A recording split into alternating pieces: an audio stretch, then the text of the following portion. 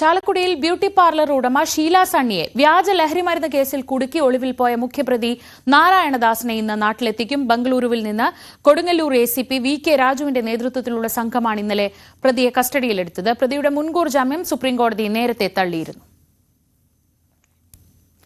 Dani Paul വിവരങ്ങളുമായി. Dani, ഏറെ നാളായി നാരായണദാസ് ഒളിവിലായിരുന്നു. ഇപ്പോൾ അയാളെയാണ് കസ്റ്റഡിയിലെടുത്ത് കൊണ്ടുവരുന്നത്.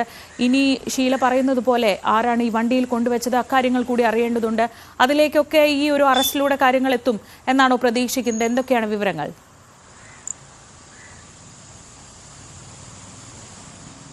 ശ്രീജ, പൊതുവിൽ അങ്ങനെയാണ് പ്രതീക്ഷിക്കുന്നത്. കാരണം ഈ കേസുമായി ബന്ധപ്പെട്ടുകൊണ്ട് ഏറ്റവും നിർണായകമായ ഒരു അറസ്റ്റാണ് ഇപ്പോൾ നടന്നിരിക്കുന്നത്. കാരണം ഈ ഷീല സണ്ണി പറയുന്നത് പോലെ തനിക്കെതിരെ ബോധപൂർവമായ ഒരു ഗൂഢാലോചന നടന്നിട്ടുണ്ട്. അത് അവർ പറയുന്ന കാര്യങ്ങളും വളരെ കൃത്യമായിരുന്നു. കാരണം 72 ദിവസത്തോളം ചെയ്യാത്ത കുറ്റത്തിന് ജയിലിൽ കഴിയേണ്ടി വന്ന ഒരാളാണ് ഷീല സണ്ണി. പിന്നീട് അവർ തൻ്റെ നിരപരാധിത്വം തെളിയിക്കുന്നതിന് വേണ്ടി അവർ തന്നെ ഇറങ്ങി പുറപ്പെട്ടതിൻ്റെ ഫലമായിട്ടാണ് പിന്നീട് ഈ കേസിലെ വളരെ വലിയ രീതിയിലുള്ള ട്വിസ്റ്റുകളടക്കം ഉണ്ടാവുകയും ചെയ്യുന്നത്. ഹൈക്കോടതിയുടെ ഇടപെടലടക്കം ഈ കാര്യങ്ങളിൽ ഉണ്ടായിരിക്കുന്നു. ഇതിൽ ഷീല സണ്ണി പറയുന്നത് പോലെ തൻ്റെ ബാഗിൽ LSD സ്റ്റാമ്പുകൾ കൊണ്ടുവന്ന് വെച്ചത് ആര് എന്ന കാര്യത്തിലേക്ക് കൃത്യമായ ഒരു അന്വേഷണം എത്തുകയാണെങ്കിൽ അത് അവർക്ക് നിർദ്ദേശം നൽകിയത് ആര് എന്നതിലേക്കും എത്താൻ കഴിയും. തന്നെ സംബന്ധിച്ചിടത്തോളം, അല്ലെങ്കിൽ ഈ കേസിനെ സംബന്ധിച്ചിടത്തോളം ഏറ്റവും പ്രധാനം ഈ കൊണ്ടുവച്ചത് ആര് എന്നതിന് അപ്പുറം ഇത് ആര് നിർദ്ദേശം നൽകി എന്നതാണ് അവർ പറയുന്നത്. അവരുടെ മരുമകളെയും ബന്ധുക്കളെയും എല്ലാം തന്നെയാണ് ഷീല സണ്ണി നേരത്തെയും ഇക്കാര്യങ്ങളിൽ സംശയിച്ചിരുന്നത്. അപ്പോൾ അത്തരം സംശയങ്ങൾക്ക് ഏതെങ്കിലും രീതിയിലുള്ളൊരു ആധികാരികതയുണ്ടോ എന്നതടക്കമുള്ള കാര്യങ്ങൾ ബോധ്യം വരേണ്ടതുണ്ട്.